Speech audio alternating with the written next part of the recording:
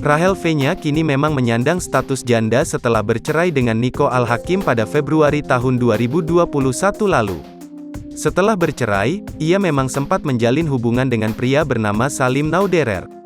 Namun, hubungan tersebut kini juga telah kandas.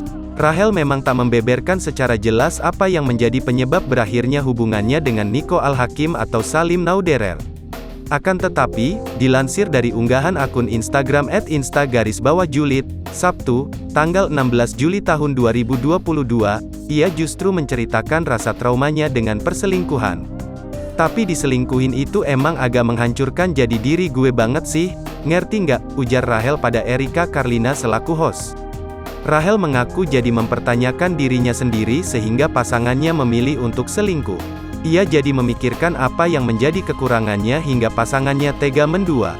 "Jadi gue tuh nggak ngerasa aman, lo ngerti nggak sih? Gue ngerasa kayak, entah itu misalnya chatting nih, gue akan mempertanyakan diri gue mulu nih. Emangnya gue gak nanyain lo? Emang gue gak ngurusin lo? Emang gue gak jadi pendengar yang baik buat lo?" lanjut Rachel mengutarakan isi hatinya. Bahkan saat berpelukan dengan pasangannya, ia juga membayangkan ketika pasangannya sedang berpelukan dengan si wanita selingkuhan. Mendengar pengakuan ini, ternyata banyak netizen korban perselingkuhan yang mengaku merasakan hal serupa.